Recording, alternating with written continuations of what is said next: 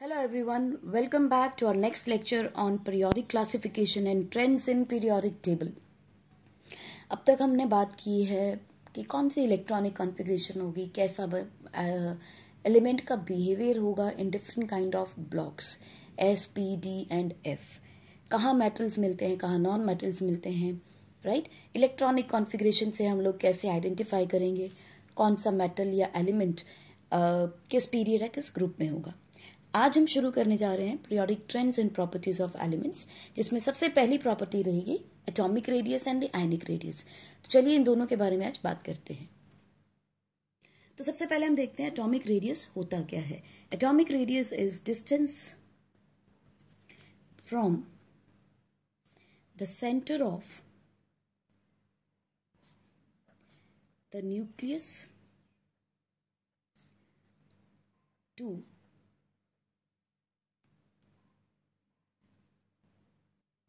outermost shell of an atom. उसी को atomic radius कहते हैं.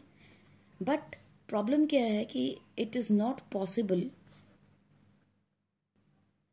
Possible to find it exactly of an atom. अब ये क्यों नहीं फाइंड आउट कर सकते हैं? Because you know that it is very difficult to isolate an atom.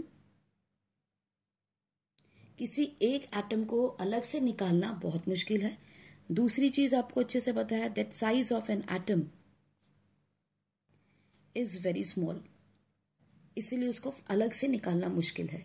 Third thing, we know that size of atom keeps on changing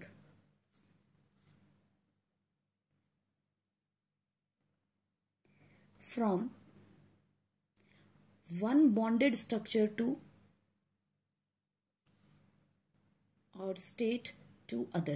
यानी एक molecule के साथ जो वो कनेक्ट कर रहा है तो उसका साइज कुछ और होगा, because it can form cation as well as they might form the anion, right. So इसीलिए उनके डिफरेंट साइज होते हैं. जैसे एग्जांपल देखते हैं हम, अगर हाइड्रोजन के साथ कंबाइन करेगा तो इसका साइज डिफरेंट होता है, ठीक है, देन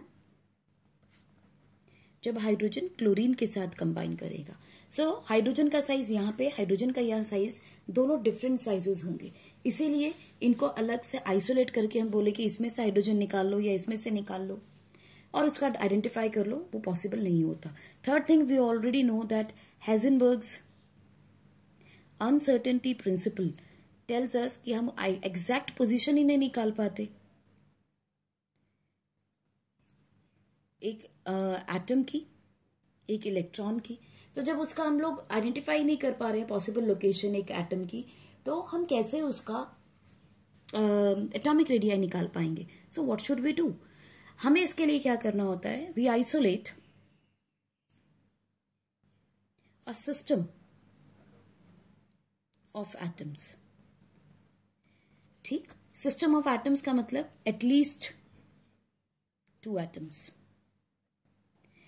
अभी 2 एटम्स को रिलेटिवली रिलेट करना आसान हो जाता है. Let us say one atom is this and the other atom is this. ठीक, दोनों का साइज अप्रोक्सीमेटली सेम रहेगा because they are from the same element. तो इन दोनों के सेंटर्स को लिया जाता है, यानी कि एटम ए, फर्स्ट एटम और सेकेंड एटम के सेंटर को दिया लेंगे. न्यूक्लियस के सेंटर, इसका न्यूक्लियस का सेंटर. इन दोनों का डिस्टेंस मेजर किया जाता है बाय यूजिंग एक्सरेज और स्पेक्ट्रोस्कोप. बाय यूजिंग एक्सरेज या स्पेक्ट्रोस्कोपी हम इस डिस्टेंस को आइडेंटिफाई कर लेते हैं, ठीक है. And the mean of distance between 2 nuclei of similar atoms, mean distance between 2 nuclei of similar atoms is called, you can say, placed very close, ताकि उनमें कोई स्पेस ना हो बीच में, यानी इसकी आउटर बाउंड्री और इसकी आउटर बाउंड्री कनेक्टेड होनी चाहिए. So very close is called as atomic radii. Right. इसे ही हम इफेक्टिव एटॉमिक रेडियस भी कहते हैं। इफेक्टिव एटॉमिक रेडियस, इसे हम ऐसे भी डिफाइन कर सकते हैं, अगर हम इसे, और we can say that it is called as effective atomic radii which can be called as the average distance between two neighbouring atoms of an element, right?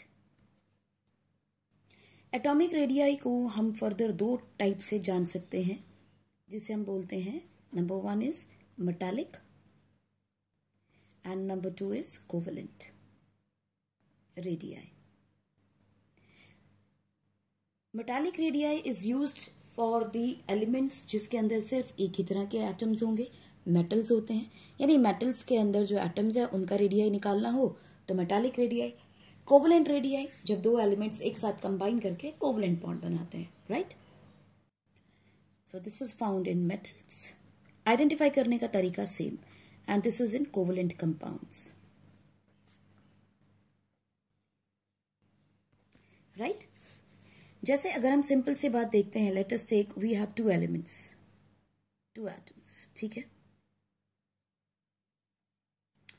अब ये एक एटम है, ये एक एटम है, और इन दोनों के बीच में ये एक डिस्टेंस है which is can be called as DAB या DAA डैश कर लो, कुछ भी कह सकते हो। Let us mark this is the atom A and atom B of same element और different elements. It can be of same और डिफरेंट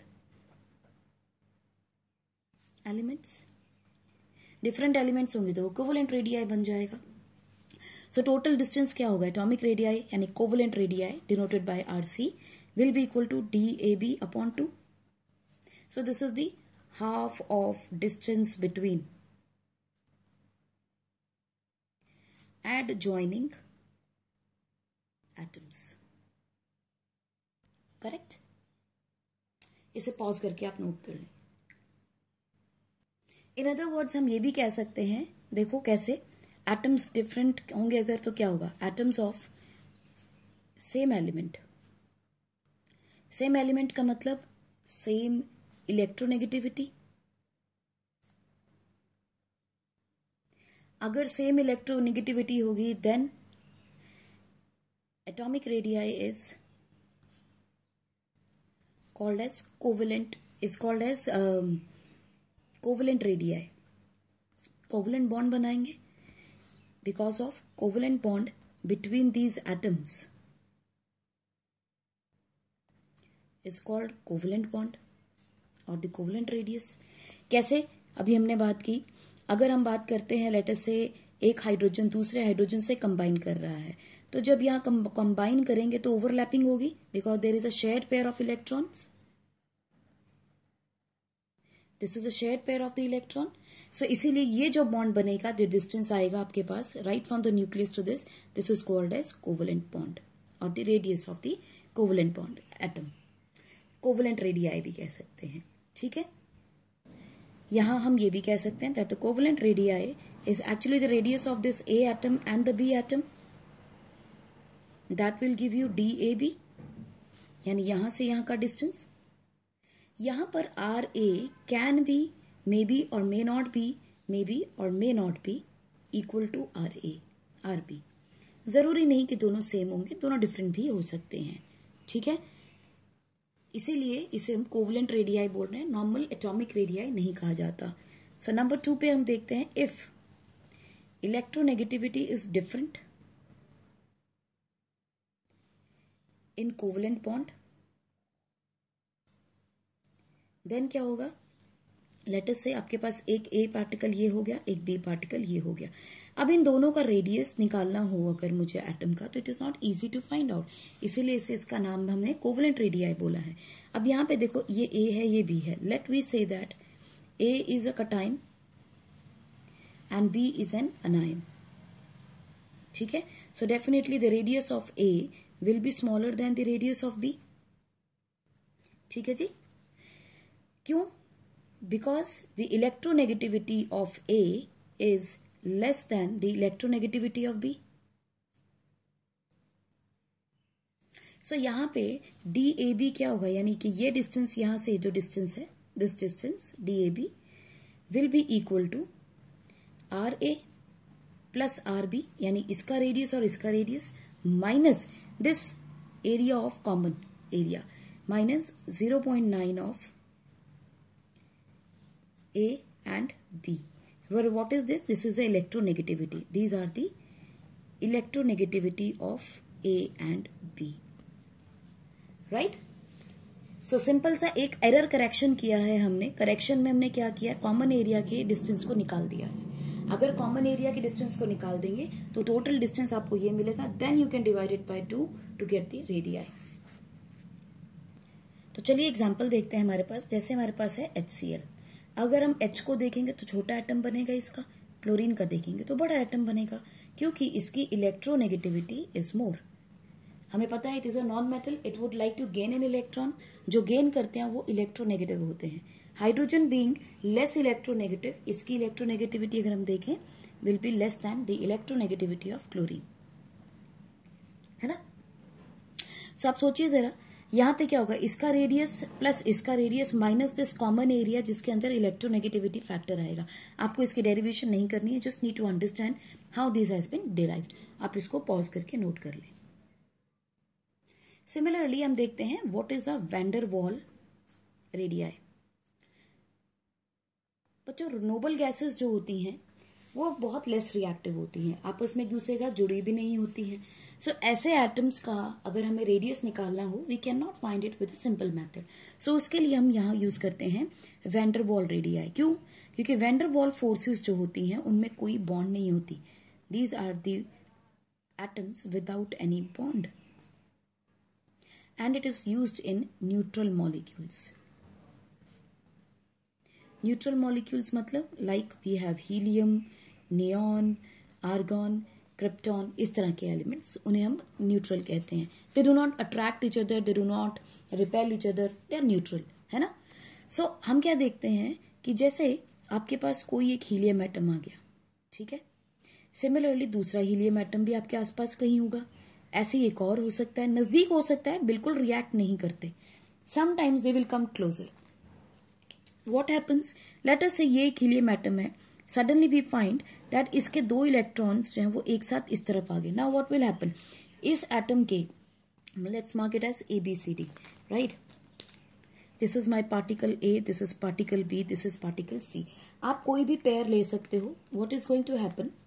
हमने देखा कि इसके इलेक्ट्रॉन्स यहां पर आ गए.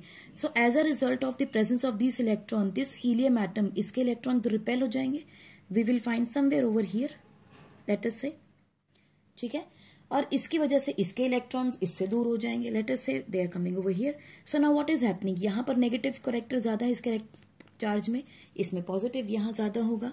यहां इलेक्ट्रॉन्स की प्रेजेंस होने से ये नेगेटिव होगा और ये पॉजिटिव हो जाएगा. सिमिलरली वी विल सी ये नेगेटिव है और यहां से पॉजिटिव चार्ज, मतलब इलेक्ट्रॉन एक जगह एक्यूमुलेट हो जाते हैं तो उसकी वजह से पोलैरिटी जनरेट हो जाती है. जब भी पोलैरिटी जनरेट हो जाती है तो वहां पर कहीं ना कहीं फोर्स ऑफ अट्रैक्शन आनी शुरू हो जाएगी. सो इसीलिए आपने पढ़ा है what is force of attraction.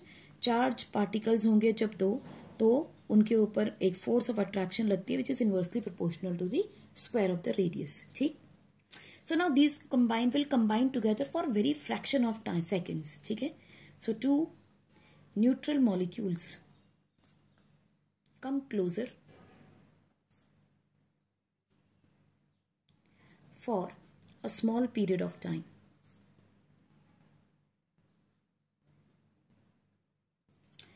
Two neutral molecules come close for a small period of time, and this is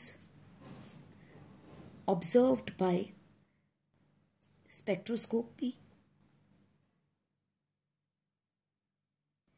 and फिर हम क्या करेंगे, दो एटम्स लेंगे, उनका सेंटर नापेंगे ए और B.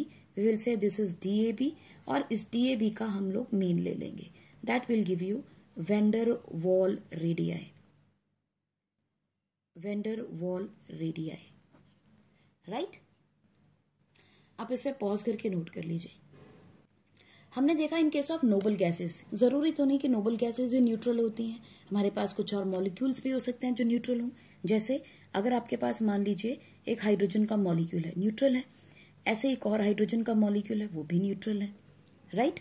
So what we are going to do, इसकी डेफिनेशन क्या होती है, that is the 1/2 of the internuclear distance between the nuclei of two adjacent atoms of the substance belonging to the two different molecules. Point है different molecules. Helium के अंदर molecule नहीं बनता, इसलिए हम सिंपल से वो मेथड से निकाल सकते हैं। लेकिन इस तरह के एलिमेंट्स में हम क्या करते हैं, मान लीजिए आपके पास एक एटम ये रहा, ठीक है, ओवरलैपिंग हुई, ये हाइड्रोजन का एक मॉलिक्यूल बन गया। You have an other molecule of hydrogen like this only, ठीक। हमने क्या किया, दोनों का मॉलिक्यूल सेम है, this is of different molecules, एक मॉलिक्यूल ये, एक मॉलिक्यूल ये, ऑफ द सेम सब्सटेंस, ये भी हाइड्रोजन, ये भी हाइड्रोजन। दो मॉलिक्यूल नजदीक आए, हमने इसका सेंटर लिया, दोनों एडजेसेंट एटम्स हो गए of two different molecules, adjacent atoms of different molecules of same element, ठीक है। इन दोनों के बीच का आपने डिस्टेंस कवर किया, इसको हमने क्या किया है, DAB कहा है ना। इसके हाफ की बात कर रहे हैं, द डिस्टेंस बिटवीन, मैंने थोड़ा स्पेस ज्यादा लिया है जस्ट टू शो यू, ठीक है। तो इसका डिस्टेंस आपके पास आता है, let us say AB divided by 2 comes out to be 360 divided by 2. So it comes out to be 108 picometer.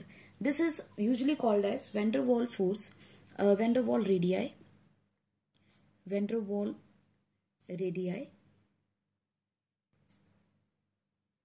also known as inert gas radii. van der Waal radii को हम inert gas radii भी बोलते हैं, ठीक है। And it is maximum in size in the period. It is maximum in period. It is the maximum radius, maximum radii in period. तो आप कह सकते हैं कि noble gases will have the largest size. Noble gases have largest radii in respective period. अपने अपने period में हर noble gas का साइज सबसे बड़ा होगा, राइट। और एक रिलेशनशिप याद रखेंगे कि वह, और जब हमने कह दिया सबसे बड़ा होता है, तो we know that van der वाल radii is larger then the covalent radii, okay. इसे आप पॉज करके नोट कर लें। नेक्स्ट हम देख लेते हैं metallic radii. Metallic radii it forms metallic bonds, यानी एक मेटल कैसे अपने एटम्स को होल्ड करता है, that is called as metallic bond. और वो मेटालिक बॉन्ड किससे बनी है, इस रेडियाई की वजह से बनी है। आप ध्यान से देखेंगे यहां कोई कोवेलेंट बॉन्ड नहीं है, यहां कोई भी आयनिक बॉन्ड नहीं है, और ना ही यहां कोई कोऑर्डिनेट बॉन्ड है, कोई बॉन्ड नहीं है। स्टिल एलिमेंट्स आर, मेटल्स के अंदर एटम्स एक दूसरे के साथ साथ पड़े होते हैं लाइक दिस। तो फिर इनके पास अगर कोई फोर्स ऑफ अट्रैक्शन है नहीं, या यूं कहो कि मेटालिक कोई बॉन्ड नहीं बनी है, तो ये आपस में एक दूसरे के साथ कनेक्टेड एक साथ क्यों है ना। So there has to be something between these two. तो लेना वही है, आपने दो एटम के बीच का सेंटर लिया, इस डिस्टेंस को आपने कहा लेट अस से DM, इसको आपने डिवाइड कर दिया 2 से, so you will get the radius metallic, ठीक। So what is this? This is the force. You can say the free electrons. Free electrons acts as a glue between atoms. अब समझिए कैसे। कोई भी एक एटम अगर होता है, उसके पास एक इलेक्ट्रॉन यहां है, let us say in the outer most shell. अब ये इलेक्ट्रॉन के पास एक और एटम पड़ा है, ठीक, उसके पास भी एक इलेक्ट्रॉन है. Let us say this is the atom number 1 and this is the atom number 2. Let us mark it as nucleus 1, mark it as nucleus 2, and let us mark it as electron 1 and electron 2. Correct? अब ये electron जो है ऐसा तो नहीं सिर्फ nucleus 1 attract कर रहा है. इलेक्ट्रॉन 1 को न्यूक्लियस 1 भी अट्रैक्ट करता है और इलेक्ट्रॉन 1 को न्यूक्लियस 2 भी अट्रैक्ट कर रहा है क्योंकि नजदीक पड़ा है. ठीक है, बिकॉज ऑफ क्लोज प्रॉक्सिमिटी, नजदीक होने की वजह से. सिमिलरली इलेक्ट्रॉन 2 को ना सिर्फ न्यूक्लियस 2 अट्रैक्ट करता है बल्कि न्यूक्लियस 1 भी अट्रैक्ट करता है. ठीक है ना, because of again close proximity. इसी वजह से एक मेटल के अंदर एटम्स आपस में कनेक्टेड होते हैं. It is the force of attraction between the two electrons and the two nuclei, which is going to combine these atoms in a metal. So, metallic bond is a cause of formation of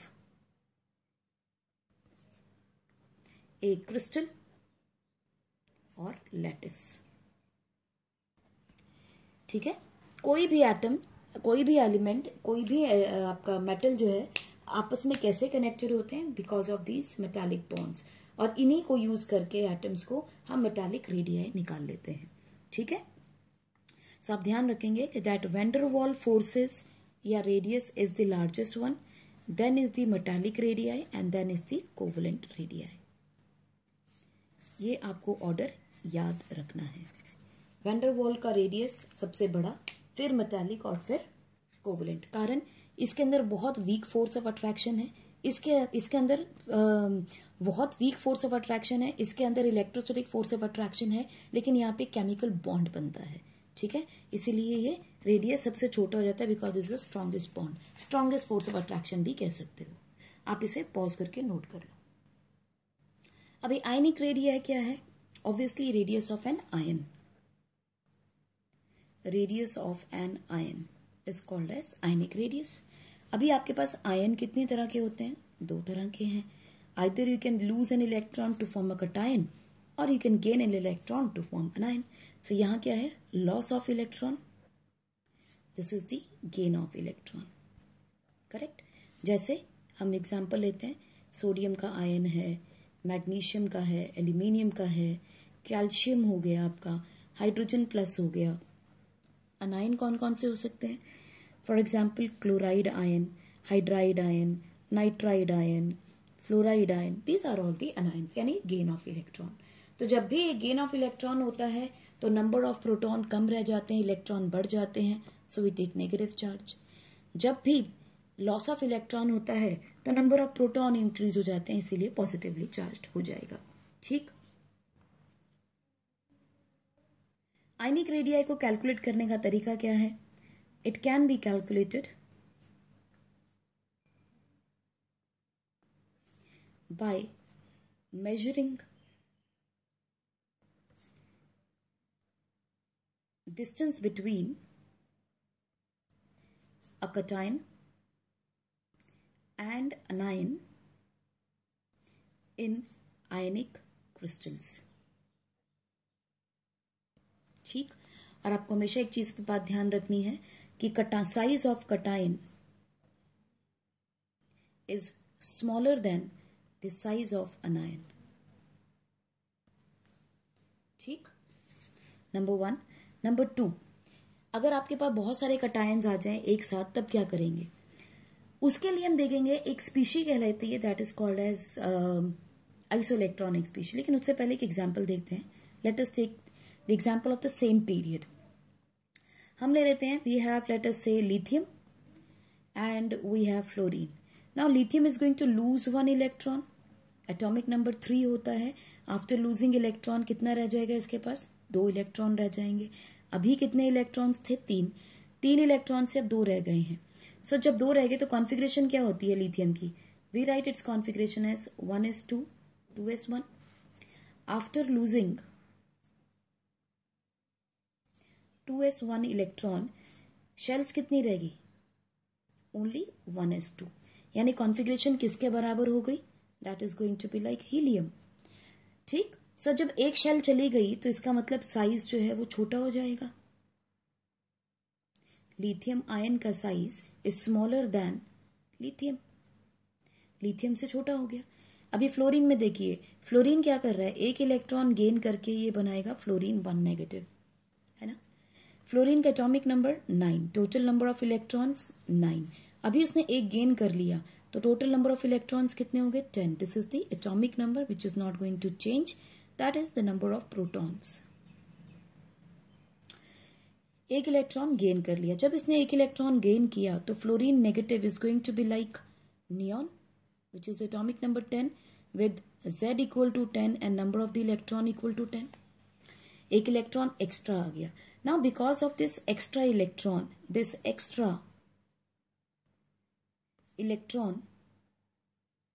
in neutral fluorine atom forming fluorine ion causes electron repulsion. Due to this, size of fluorine ion is larger than the size of fluorine atom. ठीक है, यहां देखेंगे तो क्या हो रहा है? Since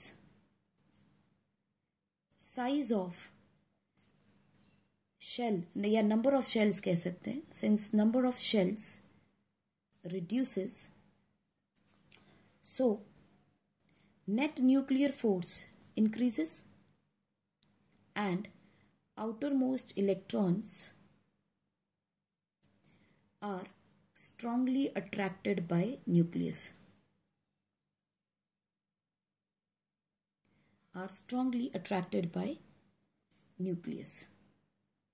So, size of a cation is always smaller than the size of a neutral atom.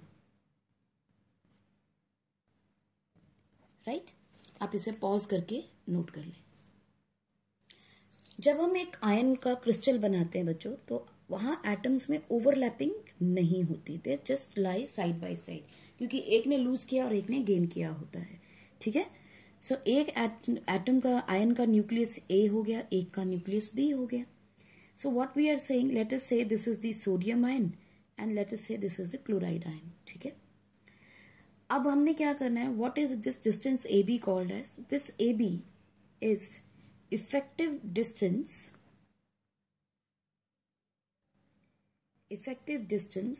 from the nucleus to the ion up to which it has influence in the ionic crystal. Influence का मतलब force of attraction, जहां तक इसका significance होगा, that distance is called as now AB. ठीक, another term that we come across in case of ions is iso electronic species. अभी iso electronic species क्या होती हैं? दीज आर दी स्पीशीज का मतलब it can be an ion, it can be an atom.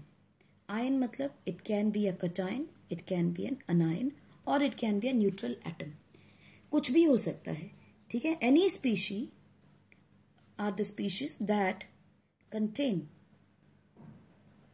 Same number of electrons, atomic number कुछ भी हो, number of proton कुछ भी हो, लेकिन अगर इलेक्ट्रॉन सेम है तो उसे आइसो इलेक्ट्रॉनिक स्पीशीज कहते हैं। जैसे we can write it as sodium plus, magnesium 2 plus, aluminium 3 plus, और क्या ले सकते हैं? Oxygen 2 negative, fluorine 1 negative, nitrogen 3 negative and neon. ठीक, अब ध्यान से देखेंगे तो इन सब का एटॉमिक नंबर अलग है। Let us write down the atomic number which is the number of protons. ठीक, वो कितने हैं इसमें? 11, 12, 13, 8, 9, 7 एंड 10। देखो बिल्कुल डिफरेंट है।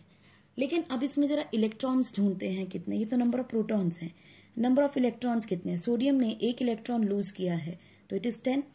मैग्नीशियम ने 2 लूज किए इसलिए 2+ का चार्ज है तो देखो 10। एल्यूमिनियम ने 3 निकाले 10, ऑक्सीजन ने 2 लिए तो 10, नाइट्रोजन ने 1 लिए, फ्लोरीन ने 1 लिया तो 10, 7 नाइट्रोजन ने 3 लिए तो 10 और ये 10।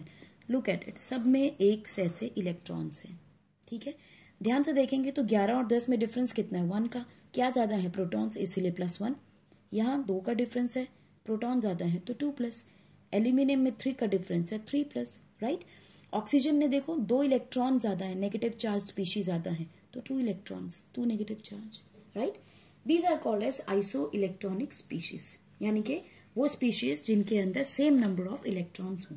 अगर आपसे पूछा जाए इनका आयनिक रेडियस आप कैसे डिसाइड करोगे, तो यहां ध्यान रखिएगा, the trends in ionic radius of iso electronic species. कैसे बताएंगे इनमें से किसका साइज बड़ा है और किसका साइज छोटा है? तो आपको सबसे पहला रूल जो ध्यान रखना है, रूल नंबर 1, कटायन का साइज आपको हमेशा छोटा मिलेगा as compare to anion size. Rule number 2, larger the charge on cation, smaller is the size. तो हम ये भी कह सकते हैं charge on cation is inversely proportional to size of ion, correct. जितना ज्यादा चार्ज होगा उतना छोटा होगा। Rule number 3, larger the charge on anion, larger is the size of ion। इसका मतलब charge on anion is directly proportional to size of ion। याद रखेंगे, इंपॉर्टेंट है ये पार्ट। चार्ज अगर कटायन पे देखते हो तो साइज को इनवर्स रिलेशन, चार्ज अगर अनायन पे देखोगे तो डायरेक्ट रिलेशन। और हमेशा ध्यान रखना है कटायन का साइज हमेशा अनायन से छोटा होगा।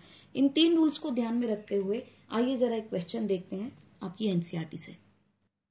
देखिए क्या कहता है, which of the following species will have the largest and the smallest size. तो आपको पता होना चाहिए सबसे छोटा साइज किसका होगा, जो पॉजिटिवली चार्ज स्पीशी होगी, यानी या तो एल्यूमिनियम या तो मैग्नीशियम।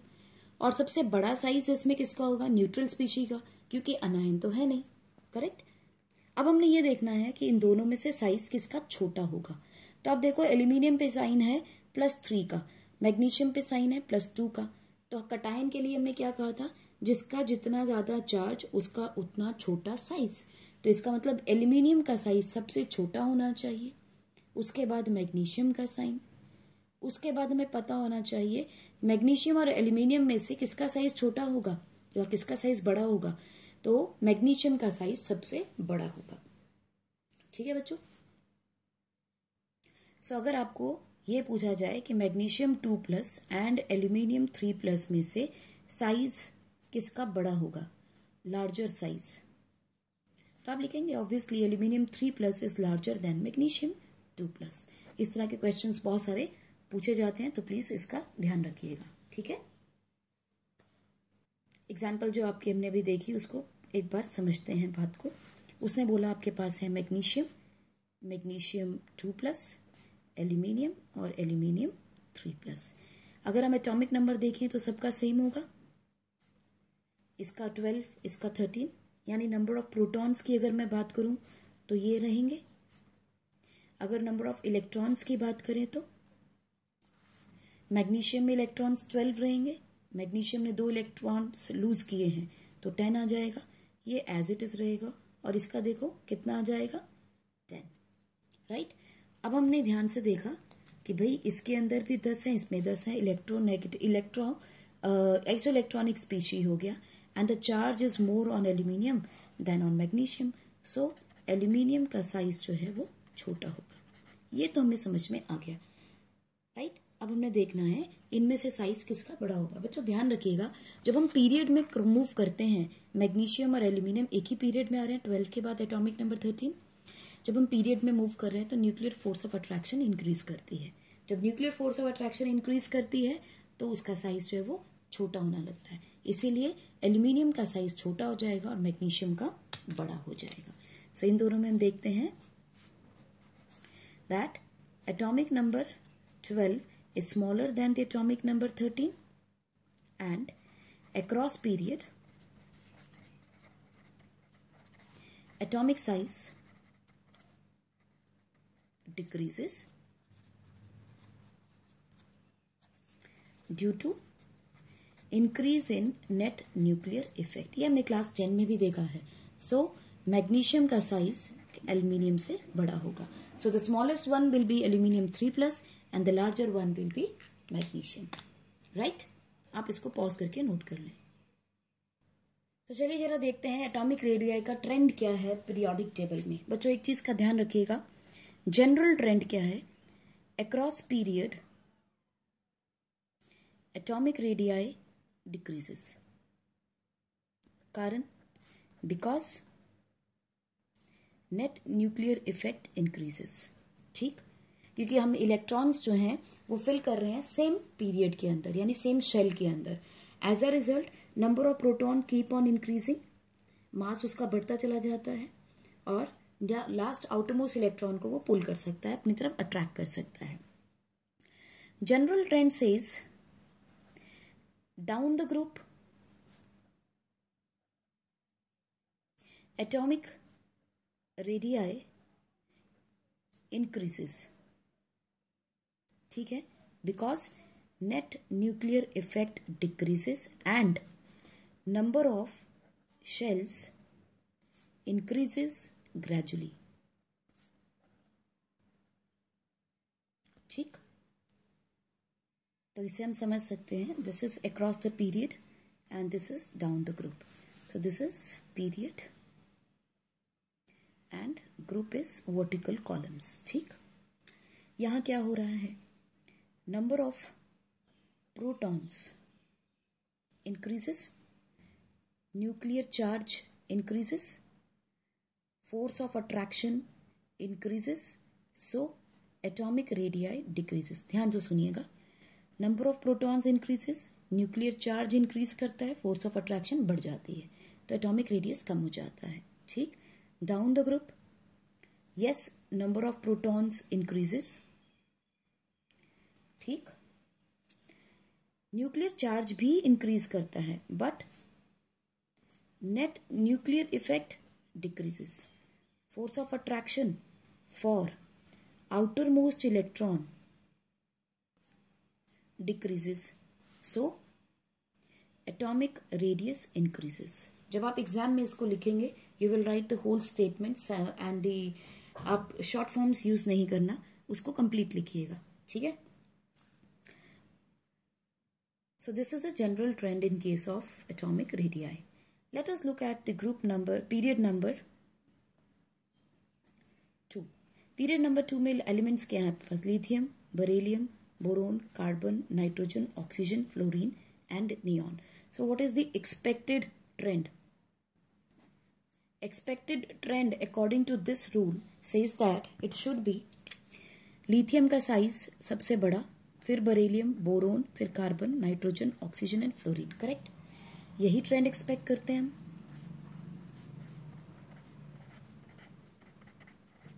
है ना। लेकिन हमने ऑब्जर्व किया भाई ऐसा तो नहीं हो रहा है। हमने ऑब्जर्व किया कि नियॉन का साइज लिथियम से भी बड़ा है। सो ऑब्जर्व्ड ट्रेंड क्या है मेरे पास, observe trend is neon is larger than lithium, then beryllium, boron, carbon, nitrogen, oxygen and then fluorine। यानी कि फ्लोरीन का साइज सबसे छोटा है, this is the smallest, and neon का साइज सबसे बड़ा है, दिस इज द लार्जेस्ट। ऐसा क्यों, आप अच्छे से समझ गए होंगे, because of van der Waal force of attraction. We know van der Waal radius is larger than atomic radii, right?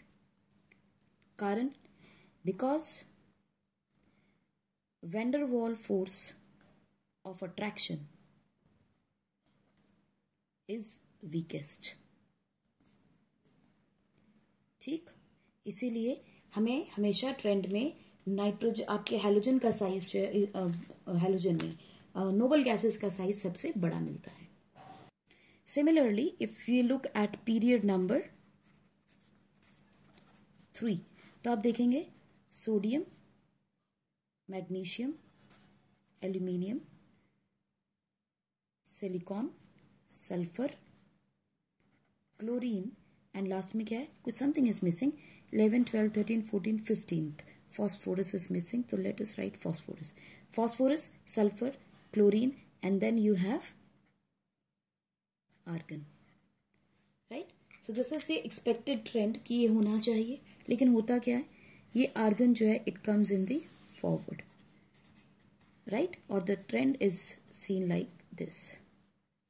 Chlorine is smallest in its period and the largest one is the argon.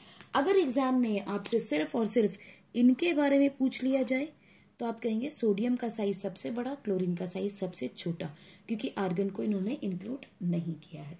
Clear? Pause करके note कर लें. आइए जरा एक question देखते हैं. Question है, आपके पास गिवन है hydrogen positively charge and negative charge, यानी कि hydrogen ion and the hydride ion. What is the, you have to find out the trends of size. ठीक, एक. दूसरा आपके पास है nitrogen 1 negative, 2 negative and 3 negative. तीसरी आपके पास है oxygen 2 negative and oxygen 1 negative. और फोर्थ है आपके पास, let us take chromium 3+ and chromium 6+. आपको इन तीनों में, चारों में बताना है किसका साइज का ऑर्डर क्या होगा. पॉज करके ट्राई कीजिए and will do this question. I hope आपने पॉज करके इसको ट्राई कर लिया होगा. तो चलिए देखते हैं. सबसे पहली चीज, ये सारे कैसे हैं, आइसो इलेक्ट्रॉनिक स्पीशीज हो सकती है? नहीं हो सकती, क्योंकि इसके अंदर एक इलेक्ट्रॉन कम है, इसमें एक इलेक्ट्रॉन ज्यादा है, इसमें एक है. This has got 1 electron, it has 0 and it has -1. अब हमने करना क्या है, हमने सिर्फ चार्ज देखना है स्पीशी के ऊपर. फिलहाल जो अनायन होते हैं वो कटायन से बड़े होते हैं, इसका मतलब इसका चार्ज सबसे बड़ा है, साइज सबसे बड़ा होगा. So the trend will be H negative is larger than H and then H positive. Similarly यहां देखेंगे चार्ज सबसे ऊपर किसका है, वो सबसे बड़ा हो जाएगा. N3 negative, N2 negative and N1 negative. Oxygen -2 and -1. Chromium, अब ध्यान रखना कटायन है, कटायन में जिसका जितना बड़ा साइज चार्ज होता है उतना छोटा साइज होता है. So chromium +3 will be larger than chromium +6. ठीक, पॉज करके नोट कर ले. नेक्स्ट ट्रेंड में बच्चों हमारे पास आती है ionisation energy.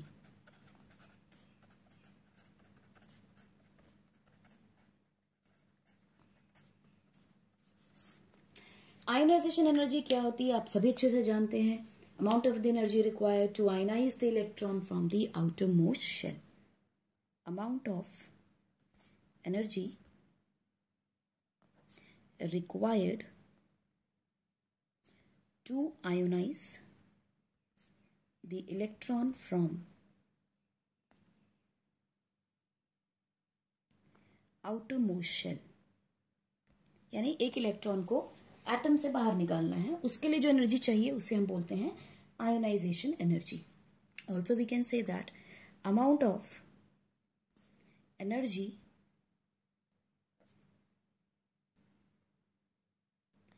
required to remove electron from an isolated gaseous form. Point to note is gaseous form. Isolated gaseous form में से ही इलेक्ट्रॉन को निकाल सकते हैं. Amount of energy required to remove an electron from an isolated gaseous atom, gaseous form of atom in its ground state, यानी कि एक atom को पहले आप गैसियस कन्वर्ट करोगे सॉलिड से गैस में, और फिर जो इलेक्ट्रॉन निकलेगा that is called as ionization energy. ध्यान से समझिए, कोई भी एलिमेंट जब सॉलिड स्टेट में होता है सबसे पहले हम उसे गैसियस फॉर्म में कन्वर्ट करते हैं, और जब सॉलिड से डायरेक्टली गैस जाते हैं उसे बोलते हैं सब्लिमेशन एनर्जी। अगर इंटरमीडिएट स्टेट्स आएंगी तो आप क्या करोगे, heat of fusion and heat of vaporisation दोनों को ऐड करेंगे। सो लेट अस टेक, यहाँ पर जो भी अमाउंट ऑफ हीट एनर्जी चाहिए पहले ये, और फिर इससे एक आयन बनाया जाएगा, कैन बी पॉजिटिव और कैन बी नेगेटिव, बट क्योंकि आयोनाइजेशन है मतलब एक इलेक्ट्रॉन रिमूव करना है तो इसलिए नेगेटिव चार्ज नहीं, कटायन ही फॉर्म होगा, ठीक है, +1 electron. So this is known as ionization energy. So amount of the energy required to produce an anion and cation from the gaseous isolated atom. Clear होगी बात? जब हम एक एटम में से, गैसियस एटम में से एक इलेक्ट्रॉन निकालते हैं तो this is known as first ionization energy, ठीक है जी। जब हम इसमें से यानी नेक्स्ट में से एक और इलेक्ट्रॉन निकालेंगे this will be second ionization energy, ठीक है जी, producing X2 plus ion. X2 plus ion से जब हम एक और इलेक्ट्रॉन निकाल देते हैं तो this energy is called as third ionization energy producing 3 plus ion. इसका मतलब कोई भी एटम डायरेक्टली यहां नहीं पहुंचता, इसके पास पहुंचने के लिए 3 स्टेप्स लगे हैं, यानी 3 आयोनाइजेशन एनर्जीज लगी हैं। कभी भी एक बार में नहीं होता, it is a step ladder process. और आप अच्छे से जानते हैं किसी भी इलेक्ट्रॉन को निकालने के लिए हमें क्या करना है, एनर्जी हमेशा देनी पड़ती है। सोचो जरा, कोई भी एलिमेंट, कोई भी एटम है, उसके पास ये इलेक्ट्रॉन पड़ा है, लेट अस से हम कह रहे हैं पहली स्टेज पे पड़ा है, तो -13.6 इलेक्ट्रॉन वोल्ट एनर्जी है उसके पास। इसको अगर मुझे आयनाइज करना हो तो how much energy I will need energy equal to 13.6 electron volt, क्योंकि एनर्जी इसके पास कितनी बन जाएगी फिर, एट इन्फिनिटी 0। टोटल एनर्जी क्या होगा, दिस एनर्जी जो हमने दी प्लस जो उसके पास थी, हमने कितनी दी 13.6 इलेक्ट्रॉन वोल्ट दी है हमने, इसमें से 13.6 को माइनस करेंगे तो 0। सो ई टोटल कितना हो गया 0, that is at infinity, object is at infinity, electron at infinity gains the ionization energy.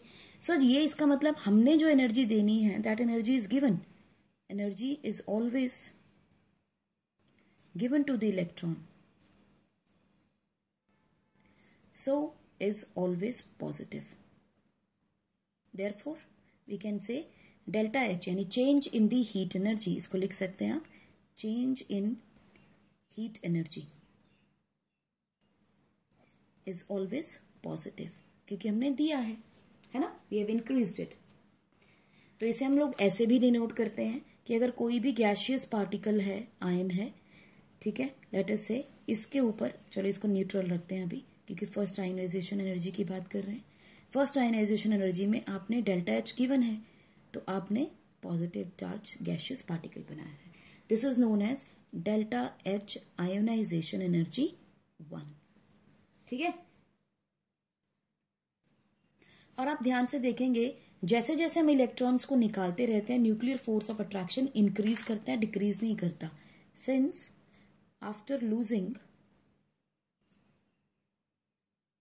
electrons net nuclear effect increases, so force of attraction increases, therefore successive ionization energies यानी 3, 2 and 1 are always higher, हमेशा ज्यादा होगी। Ionisation energy 2 हमेशा 1 से ज्यादा होगी, 3 हमेशा 2 से ज्यादा होगी, it is a fundamental rule. तो आप यहां देखो, इसको हम ऐसे भी कई बार लिखते हैं, delta H 3, delta H ionization energy 3 is more than delta H ionization energy 2 is more than delta H ionization energy 1, किसी भी फॉर्म में लिख सकते हो। The point is successive ionization energies are always higher. Pause करके आप note कर लें। क्या क्या फैक्टर्स हैं जिस पे आयनाइजेशन एनर्जी डिपेंड करती है? Factors on which ionization energy depends. सबसे पहली चीज है बच्चों एटॉमिक साइज। आयनाइजेशन एनर्जी, जिसका जितना बड़ा एटॉमिक साइज होता है उसकी आयनाइजेशन एनर्जी कम होगी। खुद सोचिए, डिस्टेंस जैसे जैसे न्यूक्लियस से दूर होगा, एक ही एटम है आपके पास, ठीक है, और एक आपके पास ये है, तो इमेजिन करो यहां एक इलेक्ट्रॉन पड़ा है और एक इलेक्ट्रॉन यहां है, तो इसका डिस्टेंस देखो आर, 2 लगा ले, इलेक्ट्रॉन 2 इलेक्ट्रॉन 1, इसका डिस्टेंस लगा लेते हैं R1। Since R1 is less than R2, so force of attraction in case of R1 is more than force of attraction in case of R2, because we know that force is inversely proportional to R का square. जितना कम distance उतनी strong force, right. तो आप देखोगे यहां पे क्या हो रहा है, चलिए इसको हम लिखते हैं 2, इसको हम लिखते हैं 1। Since atomic size of 2 is larger than atomic size of 1, so ionization energy 1 of second will be less than ionization energy 1 of first, है ना। दूसरा फैक्टर न्यूक्लियर चार्ज। बच्चों न्यूक्लियर चार्ज का मतलब क्या होता है? नंबर ऑफ प्रोटॉन्स, है ना। It is directly proportional to ionization energy. जितना ज्यादा आपके पास एटॉमिक नंबर होगा, जितना बड़ा एलिमेंट होगा in terms of mass of the nucleus, उतनी ज्यादा फोर्स ऑफ अट्रैक्शन ज्यादा होगी। देखो जरा, ये मेरे पास एक न्यूक्लियस है, उसके पास बहुत सारा पॉजिटिव चार्ज है। अब बहुत सारा पॉजिटिव चार्ज इस एक इलेक्ट्रॉन को होल्ड करके रख सकता है ना आसानी से। ऑन द कॉन्ट्ररी, अगर मेरे पास एक एटम हो जिसके पास चार्ज कम हो, तो ये इलेक्ट्रॉन को टाइटली तो नहीं होल्ड कर पाएगा। सो देखो यहां पर net nuclear effect will be more then this, है ना। इसीलिए न्यूक्लियर चार्ज के ऊपर ये डिपेंड करता है। नंबर 3 देखते हैं बच्चों, इलेक्ट्रॉनिक कॉन्फ़िगरेशन। कौन से वाली? स्टेबिलिटी। जिसकी कितनी स्टेबल इलेक्ट्रॉनिक कॉन्फ़िगरेशन है उसको उतनी ही ज्यादा एनर्जी की जरूरत पड़ेगी। इलेक्ट्रॉनिक कॉन्फ़िगरेशन की stability, it is directly related to ionization energy. So the half filled orbital and fully filled orbitals are more stable than other configurations। अब ये हाफ फिल्ड और फुली फिल्ड कौन कौन सी हो सकती हैं? अगर हम s ऑर्बिटल की बात करें, it can B 1, it can B 2। अगर हम p ऑर्बिटल की बात करें, it can B 3, it can B 6, half filled fully filled. d orbital में 5 एंड d10, और f ऑर्बिटल में 7 और 14। So these are the stable configurations. अगर इनके अलावा कोई भी कॉन्फ़िगरेशन आती है वो इनसे कम स्टेबल होगी, कहीं भी पड़ी हो, ठीक है। These are more stable. और इसमें भी कौन ज्यादा स्टेबल है? Half filled is less stable than fully filled. अगर इनमें कंपैरिजन करना हो तो half filled is less stable than the fully filled orbitals. Clear बच्चों? इन्हीं पॉइंट्स पे हम सारी कॉन्फ़िगरेशंस देखेंगे, और जो कही जाती हैं एक्सेप्शंस, वो एक्चुअली यहीं से रिलेट करती हैं। Number 4 is the penetration effect. Penetration effect is also directly proportional to the ionization energy. अब आपको ध्यान होगा, ये हमारा s ऑर्बिटल, ये हो गया हमारा dumbbell shaped p orbital, double dumbbell shaped d orbital, and f orbital is complex. तो बच्चों ध्यान रखिएगा, यहाँ पे पेनिट्रेशन इफेक्ट s का सबसे ज्यादा, फिर p, फिर d और फिर f, ठीक। तो आप यहां ध्यान से देखेंगे दैट d का पेनिट्रेशन इफेक्ट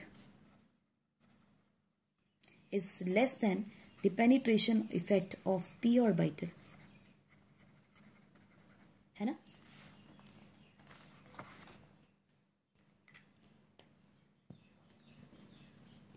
तो इस पे भी हमारी कॉन्फ़िगरेशन चेंज हो जाएगी। सो पेनिट्रेशन इफेक्ट का मतलब क्या होता है? पेनिट्रेशन इफेक्ट का मतलब होता है capability to enter in a shell, capability to enter in a shell, or we can say and attracted by nucleus। जो चीज न्यूक्लियस के साथ ज्यादा स्ट्रांगली बाइंड कर सकती है उसको निकालने के लिए आपको एनर्जी लगानी पड़ेगी, ठीक है। एक और फैक्टर आता है, that is the screening effect. बच्चों, screening effect of electron in the penultimate shell और अदर शेल्स। आउटर मोस्ट से अंदर वाली शेल कितना स्क्रीन कर सकती है, कितना प्रोटेक्ट कर सकती है अपने न्यूक्लियस को, और इलेक्ट्रॉन को अंदर घुसने नहीं दे सकती है, उसे हम बोलते हैं स्क्रीनिंग इफेक्ट। तो पेनिट्रेशन इफेक्ट हमेशा होता है आउटर मोस्ट का, capability to enter in a shell, और you can say capability of an electron to enter in a shell, and it is also called as the penetration effect of outermost shell। अंदर घुसने की capability सिर्फ अंदर बाहर सबसे बाहर वाले शेल की होती है, और स्क्रीनिंग इफेक्ट उसके नेक्स्ट यानी सेकेंड लास्ट शेल की। Penultimate shell means second last, ठीक। So screening effect of electron in the penultimate shell or the other shells on screening effect हमेशा होता है on outermost electrons, on outermost valence electrons। Screening effect of electron in the penultimate shell on the outermost shell affects ionization energy। कैसे? Repulsion from electron in penultimate shell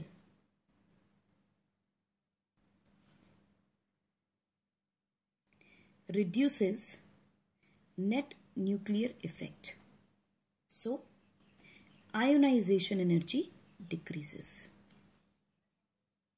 pause करके आप इसको note कर लें। सो अगर इन जनरल इसको summarise करना चाहें तो we can say that size of the atom is inversely proportional to ionization energy. Net nuclear effect or nuclear force is directly proportional to ionization energy. Number 3, we can say that penetration effect is directly proportional to ionization energy. जितना ज़्यादा होगा अंदर घुसेगा उतना nucleus से strongly bind करेगा। Screening effect is inversely proportional to ionization energy।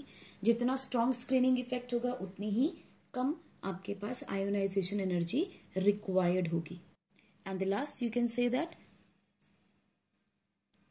Stable electronic configuration is directly proportional to ionization energy. So these are the 5 factors जो सब कुछ डिराइव करने वाले हैं। अगर आप स्क्रीनिंग इफेक्ट का भी ऑर्डर देखोगे तो देखोगे एस सबसे ज्यादा स्क्रीन करेगा, पी उससे कम, डी उससे कम और एफ उससे कम, यानी पेनिट्रेशन इफेक्ट और स्क्रीनिंग इफेक्ट दोनों सिमिलर है, ठीक है। बस आपको देखना है कि आउटर मोस्ट कौन सी है। चलिए देखते हैं what is the variation in of ionization energy in the periodic table across groups and down the group and across along the period। तो चलिए सबसे पहले हम देखते हैं general trend around the period और अक्रॉस द पीरियड।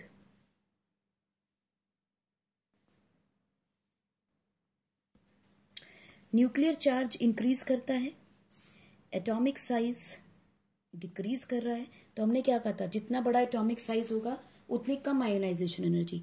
अगर atomic size decrease कर रहा है तो आयोनाइजेशन एनर्जी बढ़ेगी, न्यूक्लियर चार्ज बढ़ रहा है आयोनाइजेशन एनर्जी बढ़ेगी, राइट। सो हम कह सकते हैं it is directly proportional to the ionization energy, so ionization energy is going to increase. हमने दोनों फैक्टर को इकट्ठा लेना है, together it will increase the ionization energy. Right? Down the group.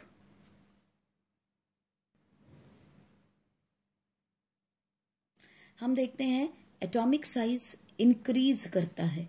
अगर एटॉमिक साइज इंक्रीज करता है तो आयोनाइजेशन एनर्जी कम होनी चाहिए. साइज बढ़ रहा है, आयोनाइजेशन एनर्जी कम हो जाएगी. Nuclear effect, net nuclear effect decreases, so again ionization energy will decrease. So together will decrease the ionization energy. Clear होगी बात? पॉज करके नोट कर लें. तो चलिए सबसे पहले पीरियड नंबर 1 में देखते हैं what is expected and what is happening. Period number 1 में एक हाइड्रोजन आपके पास और दूसरा क्या है आपके पास हीलियम होता है. तो अगर इसका ट्रेंड देखोगे तो इसकी क्या कॉन्फ़िगरेशन है 1s1, दिस इज 1s2. तो हम देखते हैं अगर हाफ फिल्ड और फुल फिल्ड ऑर्बिटल का देखेंगे तो दोनों स्टेबल मिलेगी, लेकिन अक्रॉस द पीरियड जा रहे हैं तो एटॉमिक साइज या atomic radius is decreasing, net nuclear force of attraction is increasing, but we know that it is a noble gas. इसका साइज बड़ा होगा इसके साइज से, है ना. It has the largest size in the period, highest. ठीक है, लेकिन हमें यह भी पता है it is a noble gas. Now noble gases do not react easily due to stable configuration. ठीक है, therefore ionization energy 1 of hydrogen will be less than the first ionization energy of helium. वैसे भी हम जानते हैं fully filled d orbital is more stronger, fully filled orbital is having more stability than the half filled, इसीलिए helium की ionization energy ज्यादा मिलेगी. Clear बच्चों? नेक्स्ट देखते हैं पीरियड नंबर 2 में. पीरियड नंबर 2 में we have lithium, beryllium, boron, carbon, nitrogen, oxygen, fluorine and neon. Right. अब नियॉन के केस में तो सेम चीज आ जाएगी, इसकी आयोनाइजेशन एनर्जी हाईएस्ट होगी because of stable electronic configuration. They have the highest और the maximum ionization energy in the respective period. Problem कहाँ आने वाली है वो देखिए, कॉन्फ़िगरेशन देखते हैं. अगर ये सेकेंड पीरियड है तो 2s1, 2s2, 2s2, 2p1, 2s2, 2p2, 2s2, 2p3, 2s2, 2p4 and 2s2, 2p5. अब यहां पे हमने चीजें जो ऑब्जर्व करनी है वो क्या है, अगर हम ध्यान से देखते हैं इसमें पहली चीज ये है fully filled s orbital. Right. As compare to this इसकी आयनाइजेशन एनर्जी ज्यादा हो जाएगी. दूसरी कॉन्फ़िगरेशन है आपके पास नाइट्रोजन की. This is again half filled, this is half filled, this is fully filled s orbital and obviously यहां क्या था 2p6 which is again fully filled p orbital, है ना. तो इन तीनों के केस में हमें वेरिएशंस दिखाई देंगे because of the stable electronic configuration. Across the period हमें पता है आयनाइजेशन एनर्जी बढ़ने वाली है, तो यस हमें पता है फ्लोरीन की ज्यादा मिलनी चाहिए, ऑक्सीजन की, नाइट्रोजन की, ट्रेंड ये बनना चाहिए. लेकिन हमें ये भी दिख रहा है कि ये फुल्ली फिल्ड है. अब होगा क्या, बरेलियम जो है it will move in front of boron, क्योंकि ये बोरेलियम से इलेक्ट्रॉन निकालना मुश्किल है. इसमें से निकालना आसान है, इससे भी निकालना आसान है, इसमें से भी निकालना थोड़ा आसान होगा, लेकिन nuclear force of attraction is increasing. So यहां से क्या हो रहा है, net nuclear force of attraction is increasing, है ना. Atomic radii decreasing, so ionization energy actually में इंक्रीज करनी चाहिए, but due to stable configuration order थोड़ा सा चेंज हो जाएगा. बरेलियम बोरोन से आगे आ जाएगा. सिमिलरली नाइट्रोजन फुल्ली फिल्ड होने की वजह से there will be a change, it will fall between oxygen and fluorine. ठीक है. सो एक्सपेक्टेड ट्रेंड से ऑपोजिट में हमें ऑब्जर्व्ड ट्रेंड क्या मिलता है, lithium, then boron, then beryllium, then carbon, then oxygen, then nitrogen and fluorine and neon. This is the observed trend of ionization energy. तो आपको ध्यान रखना है बोरोन और beryllium, oxygen and nitrogen reverse हो जाते हैं। Point clear? पॉज करके नोट कर लें। सिमिलरली हम देखेंगे इन case of period number 3। Period number 3 में भी एक्सपेक्टेशन तो यही होंगी कि इसी ऑर्डर में इंक्रीज करनी चाहिए, लेकिन देखिए होगा क्या। Sodium, magnesium, aluminium, silicon, phosphorus, sulphur, chlorine and argon. एक बार पॉज करके ट्राई कीजिए, what should be the expected trend and what should be the observed trend. Try कीजिए पॉज करके। आई होप आपने ट्राई कर लिया होगा। तो देखिए इसकी कॉन्फ़िगरेशन क्या होगी। Again you will get 3s2 phosphorus, 3s2 3p3 and this is 3s2 3p6। Reasons again same and trend क्या हो जाएगा, because of stable configuration magnesium aluminium के आगे, फास्फोरस सल्फर से आगे, राइट। और आर्गन की तो सबसे हाई है ही, तो we will write sodium, aluminium, magnesium, silicon, sulphur, phosphorus, chlorine and argon. तो यही आपका ओरिजिनल ट्रेंड बनेगा। आर्गन की सबसे ज्यादा, then chlorine, phosphorus, sulphur, silicon, magnesium and aluminium. Trend you must remember between aluminium and magnesium, sulphur and phosphorus, right. Pause करके note कर लें। आपको कुछ क्वेश्चन दे रहे हैं, लेट अस सी आप उसका क्या आंसर निकालेंगे। Ionization energy of 1 and ionization energy of 2 of oxygen and nitrogen. Compare करें ionization energy 1 and ionization energy of 2 of oxygen and iron. Similarly, compare the ionization energy 1 and ionization energy 2 of chromium and manganese. देखें तो आप क्या बनाते हैं इसका, pause करके try करें। आई होप आपने ट्राई कर लिया होगा। Let us check it. Oxygen की कॉन्फ़िगरेशन क्या होती है, 1s2 2s2 2p4।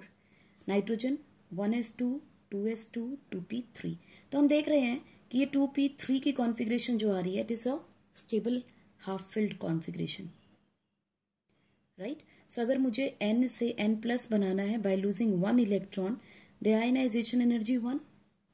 सिमिलरली यहां से मुझे इससे एक इलेक्ट्रॉन निकालना है, बहुत आसान है। निकाल के क्या करेंगे, देखिए आयनाइजेशन एनर्जी 1।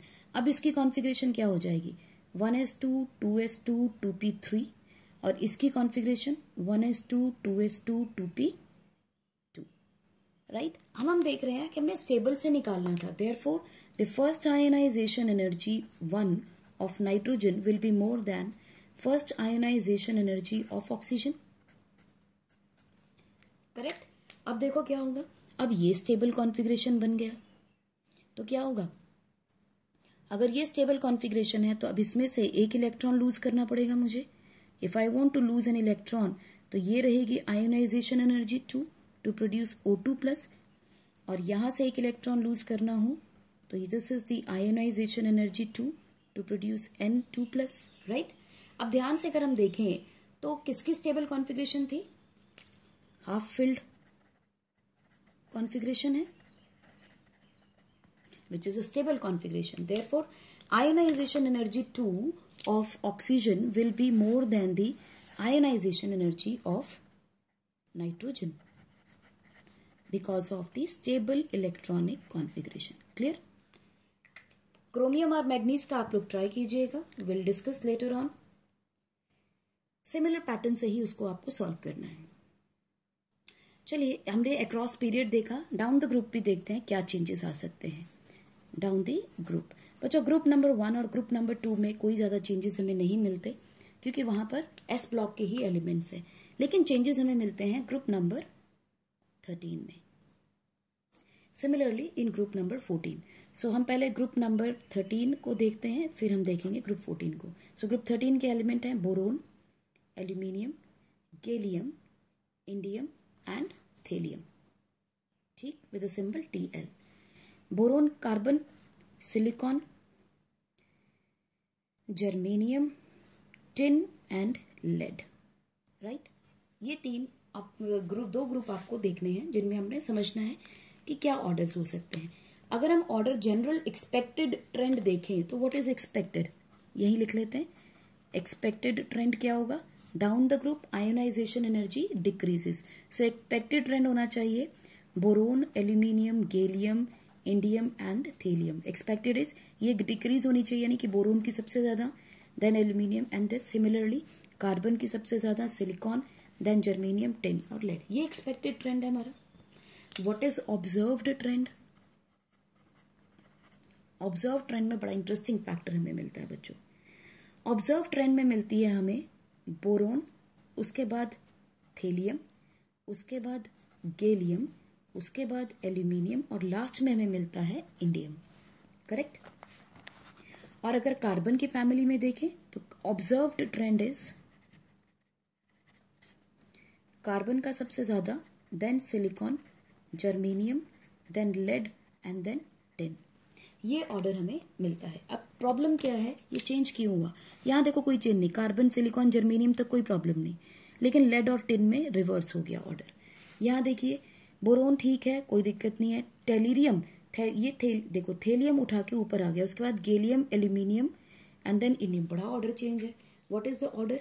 ऑर्डर इज, अगर हम ध्यान से याद करना चाहें तो ऑर्डर इज 1, 5, 3, 2 एंड 4. यानी first element, fifth, third and 2. 15, 324, 15, 324. And it is very important to remember, ये क्वेश्चन एग्जाम में पूछा जाता है.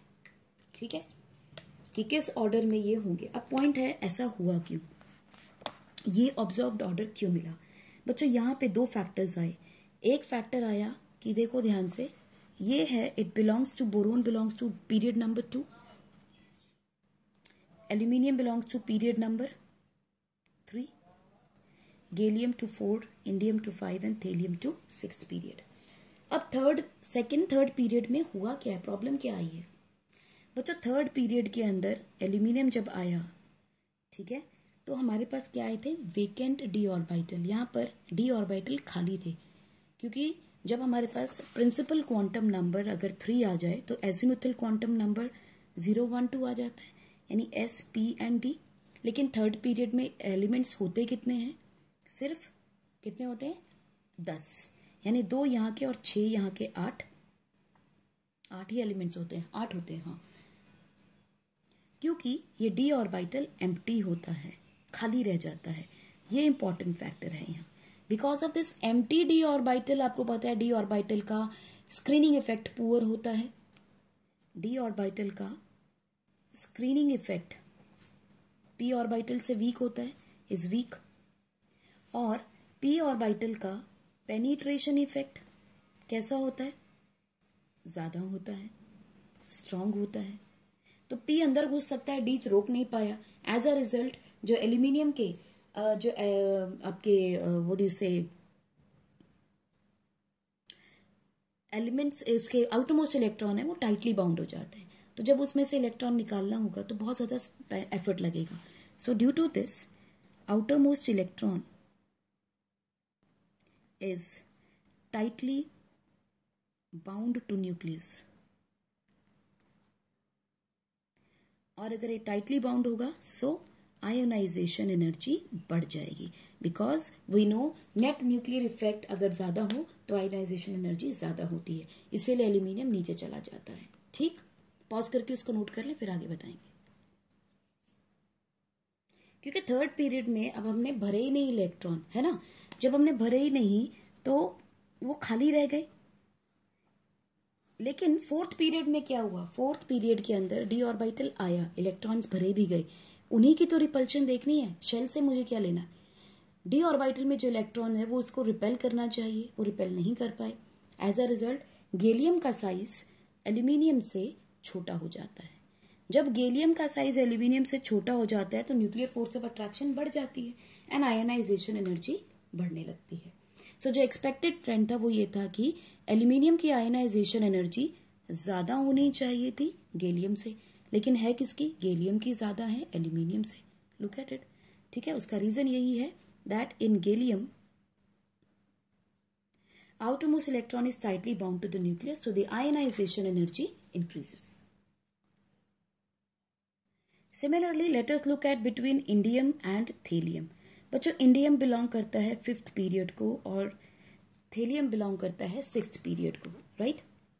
What is special going on between 5th period and the 6th period? बच्चों ध्यान रखना, 5th पीरियड के जब हम एलिमेंट्स भरने लगते हैं तो हम किसको भरते हैं? लाइक 5s2 भरेंगे, उसके बाद आप किसको भरोगे? 3f तो होता नहीं, you will straight away go to 4d। यानी s अगर प्रिंसिपल क्वांटम नंबर 5 हो तो एजिमुथल क्या होगा? 0 1 2 3, इससे ज्यादा तो नहीं हो सकते, s p d f, है ना। इसका मतलब मेरे पास 5f खाली है, there is empty, it is empty, exist ही नहीं करती हम कहते हैं वो तो, करेक्ट। सिमिलरली मेरी 5d भी खाली है, वो भी एग्जिस्ट नहीं कर रही, यहां भी तो खाली है बिल्कुल, 5s के बाद 4d भरी जाएगी, है ना। So because of this empty होने की वजह से, और जब थेलियम देखेंगे, थेलियम के केस में क्या बना? Again 0 1 2 3 s p d f, तो यहां पे क्या होने वाला है? 6s भरा जाएगा, साथ में क्या भरी जाएगी? 4f। तो यहां देखो 4f के इलेक्ट्रॉन्स आने शुरू हो गए, f का poor, now the f orbital का पेनिट्रेशन इफेक्ट पुअर है, उसका स्क्रीनिंग इफेक्ट भी पुअर है। As a result d orbital का penetration effect, sorry p orbital का penetration effect is larger than f के पेनिट्रेशन इफेक्ट से। So outermost electron of Tl यानी thallium will be very tightly bound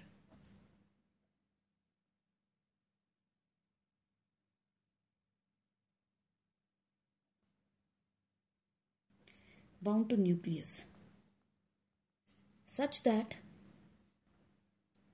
atomic size decreases remarkably।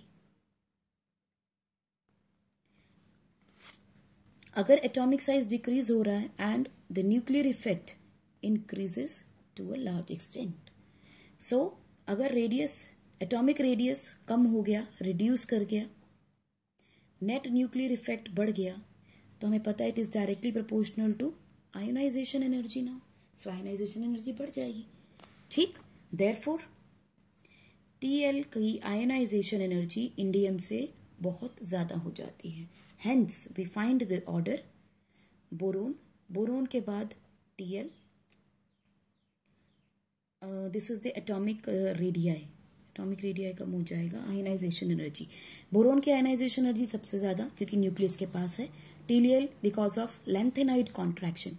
बच्चों यहाँ पे एक word याद करेंगे याद, that is due to lanthanoid contraction.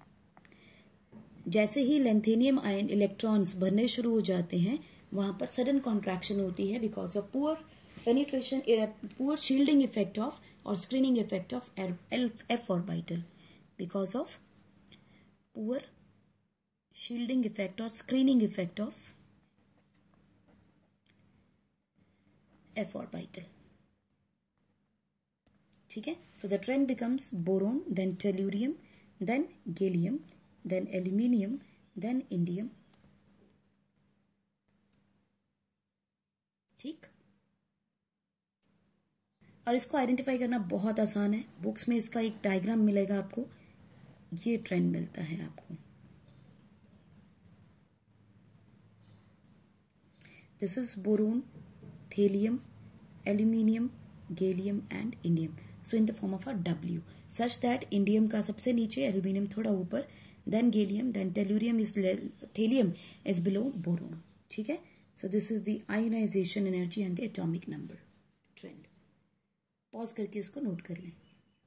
Similarly in group 14 हमें मिलता है कैल्श, carbon, silicon, germanium, tin and lead. Lead because of lengthenoid contraction,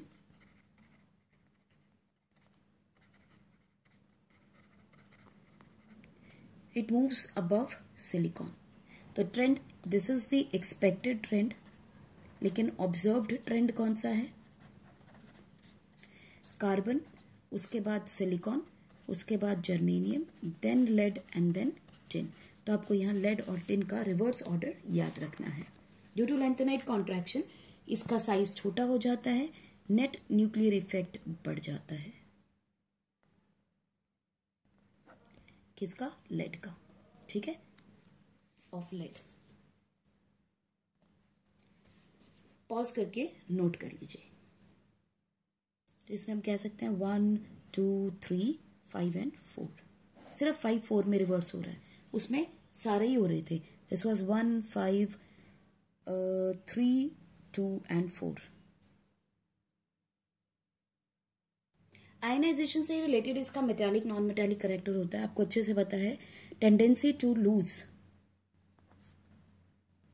electron is denoted by metallic character or shows metallic character, ठीक है। and tendency to gain electron is represented as non metallic character। ठीक, तो आपको पता है कि कहाँ electron lose होते हैं, कहाँ गेन होते हैं। सिंपल इसको आयनाइजेशन एनर्जी से लूज अगर रिलेट करें तो हम कहेंगे if ionization energy is low or less, electron removed easily, so it becomes metals. And if ionization energy is high, then electron is gained easily, it shows the non-metallic character। ठीक है, और हमने class 10 में देखा भी था कि जितने भी आपके मेटालिक ऑक्साइड्स होते हैं ये सारे के सारे क्या होते हैं? बेसिस। और जितने भी आपके नॉन मेटालिक ऑक्साइड्स होते हैं they are acidic in nature. जैसे carbon dioxide, nitrogen dioxide, sulphur dioxide, है ना। बेसिस में देखो ऑक्साइड्स कहेंगे तो क्या लिखोगे? सोडियम ऑक्साइड, कैल्शियम ऑक्साइड, है ना, मैग्नीशियम ऑक्साइड, ये सारे के सारे बेसिस बन जाते हैं। सो अगर हम इनका ट्रेंड समझने की कोशिश करें तो हमें पता है across the period ionization energy increases, so non metallic character increases. Down the group generally ionization energy decreases, so metallic character increases. Right, तो सिंपल सी बात आपको ध्यान में रखनी है, अगर आयनाइजेशन एनर्जी कम है तो मेटालिक कैरेक्टर ज्यादा होगा और वो बेसिसिटी ज्यादा शो करेगा। अगर आयोनाइजेशन एनर्जी ज्यादा है तो वो नॉन मेटालिक कैरेक्टर दिखाएगा और एसिडिक नेचर इंक्रीज कर देगा। सिंपल सी कहानी आपको ध्यान में रखनी है। राइट, आपको एक क्वेश्चन के साथ छोड़ते हैं। क्वेश्चन है आपके पास, lithium oxide, sodium oxide, potassium oxide, arrange them in basic strength। ठीक है, सिमिलरली एक क्वेश्चन है आपके पास, beryllium oxide, boron oxide, nitrogen pentoxide and carbon dioxide. Question is same, arrange them in acidic strength. इस क्वेश्चन को आप solve कीजिएगा और इसका रिप्लाई कीजिएगा। Till then take care, keep studying and enjoy yourself. Bye bye.